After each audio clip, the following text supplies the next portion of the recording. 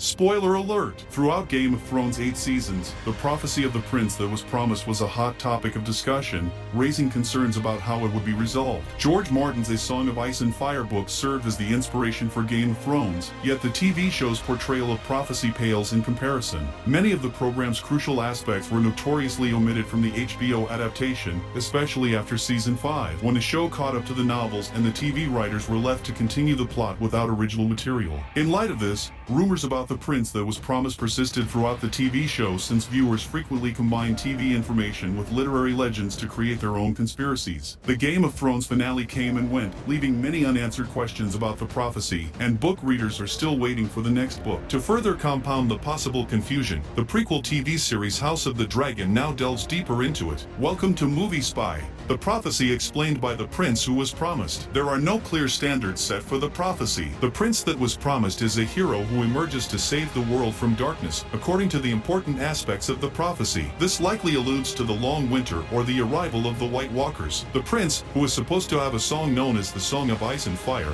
is supposed to arrive, and a bleeding star is supposed to herald his approach. In George Martin's world, prophecies are commonplace. Examples include the prophecy of Valonqar that Maggie the Frog gave Cersei in the visions that Daenerys saw in the House of the Undying. Though the prophecy is hardly acknowledged in the Game of Thrones television series, several individuals are nonetheless thought to be the aforementioned heroes. Virtually every character in the books has at least one notion developed about them possibly being the prince. Certain characters are highlighted in the prophecy more than others, according to certain criteria. While these are essential factors, there are other pertinent details to take into account. The prophecy comes from the Valyrian language, where the word prince is genderless, meaning it might refer to either a man or a woman. Many people have come to assume that there are 3 foretold heroes because of another recurring passage that implies the dragon has 3 heads, which has no clear connection to the prophecy. Dany possession of 3 dragons, which would require the assistance of 2 more riders in order to mount and shield Westeros from the dark, lends credence to this. Again, it wasn't included in the show, but it might be true in the books. Does the promised prince look like Azor Ahai? Although Azor Ahai is a different term,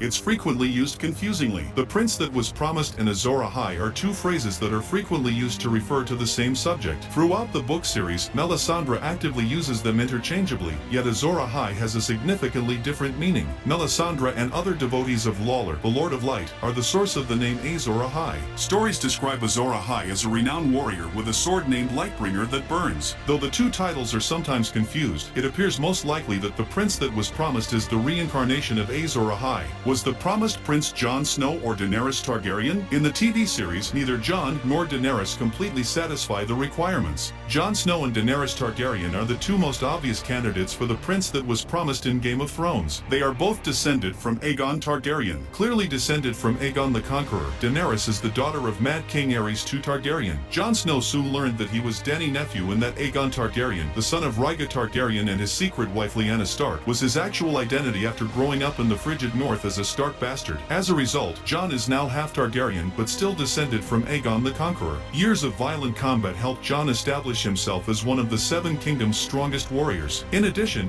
Jon harbored a special dislike for the Night King after multiple in-person run-ins. But in the end, Jon is not the one who destroys the Night King. In contrast, Daenerys more closely matches the requirements because her dragons were essential to defeating the White Walkers, yet in Season 8, she transforms into a malevolent power. Although Jon and Dany seem to embody the Song of Ice and Fire together, it's unclear from Game of Thrones which of them is meant to be the prince that was promised. The fact that no one truly fits the prophecy well and that it may have meant nothing in the end only serves to heighten the disappointment of the 8th season of Game of Thrones. Considering the way that George Martin has structured his story, the theory might still hold true for the last 2 books in the series. Using Aegon's dagger, Arya slew the Night King. Was she the promised prince? Arya brought the Long Night to an end, but she never claimed to be the promised prince. At the end of the Long Night, Arya Stark was ultimately responsible for the Night King's death. Using Aegon's Valyrian steel knife, Arya, who had been trained by the Faceless Men to become an assassin, killed the Night King. The Catspaw dagger, as it is often called, has a sinister connection to Arya's family because it was originally intended to kill Bran Stark, her brother.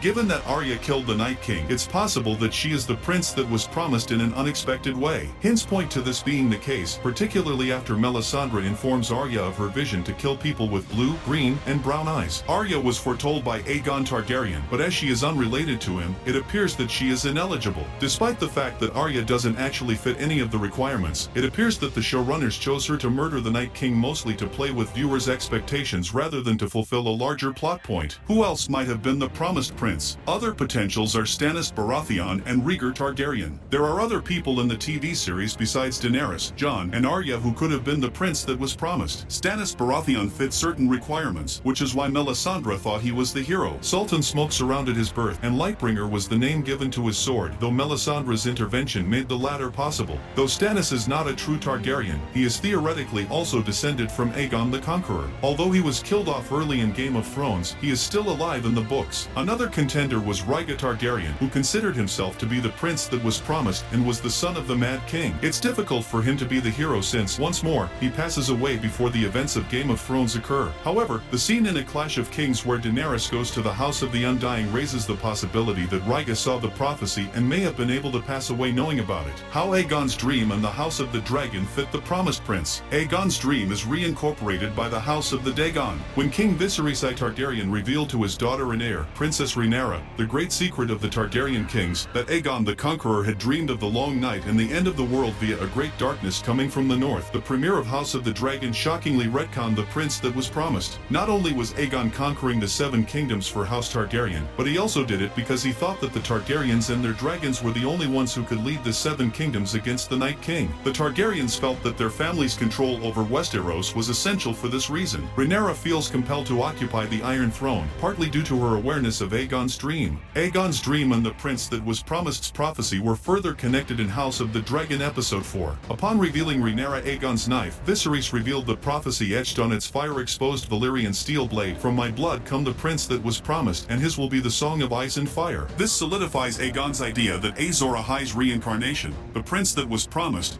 will originate from his lineage. The prophecy's significance might only be a House of the Dragon plot device, with no connection to a larger idea in Martin's universe. As a result of Alicent Hightower misinterpreting Viserys' final remarks in Season 1, Episode 8, believing he is endorsing Aegon as his heir, the Dance of the Dragons is effectively initiated. When Rhaenyra and Alicent finally get together after Viserys' death in Season 2, Episode 3, Rhaenyra informs Alicent that Aegon's dream is a tale. While Alicent recognizes her error, the inescapable nature of war has already begun. A series like House of the Dragon might explore how civil war overshadowed Aegon's dream, weakening the kingdoms and undermining the Conqueror's vision of a united Targaryen front in Westeros facing impending darkness. Why the prince that was promised prophecy was not appropriately resolved by GOT. The showrunners of Game of Thrones took a different approach to the TV epic due to creative differences. In George Martin's A Song of Ice and Fire novels, the prophecy of the prince that was promised in Azor Ahai is far more important. Nonetheless, a significant portion of the book's intricate plot and numerous characters were removed from Game of Thrones. Showrunners Dan Weiss and David Benioff mapped out their own paths for the characters as the TV series progressed beyond the finished novels Martin authored. These paths may or may not align with Martin's intentions for the resolution of his epic. In the end, the showrunners of Game of Thrones chose to concentrate on delivering the TV show's tale in the way they did, rather than becoming involved in this arcane aspect of Martin's mythology. Book readers were actually more familiar with the prince that was promised, and they were unhappy when the TV show did not address it, even though they anticipated Game of Thrones to do so in the end. Even though prophecy was never the main focus of the story, Game of Thrones inevitably included elements of the prince that was promised. This is why the prince that was promised's inclusion in the prequel's narrative and its pivotal role in Rhaenyra's Targaryen succession plot in House of the Dragon were so unexpected. Granted that George Martin had greater creative control over House of the Dragon than he did over Game of Thrones, this is also to be anticipated. The prophecy can be further explored in upcoming Game of Thrones spin-offs, such as the Aegon's Conquest series. Perhaps it can be connected to Game of Thrones in the future, giving some resolution. Will the books of GRRM verify the identity of the prince who was promised? Hopefully, The Winter Winds will provide a definitive answer to the query. Whether George Martin will ultimately reveal who the prince that was promised in A Song of Ice and Fire is a million-dollar question. Since Martin was aware that the prophecy was actually Aegon the Conqueror's dream, which he kept to himself until disclosing it to the showrunners of House of the Dragon during the development of the series, and it's unclear if Martin ever told Benioff and Weiss, it is safe to assume that he knows the answer. Regretfully, Martin's last Game of Thrones book, A Dance with Dragons, was published more than 11 years ago. Martin has not yet set a release date for The Winds of Winter, his unfinished 6th novel. In the unlikely event that George Martin never finishes A Song of Ice and Fire, there may be hope that House of the Dragon or one of the other HBO Game of Thrones spin-offs will eventually disclose who the prince who was promised is meant to be.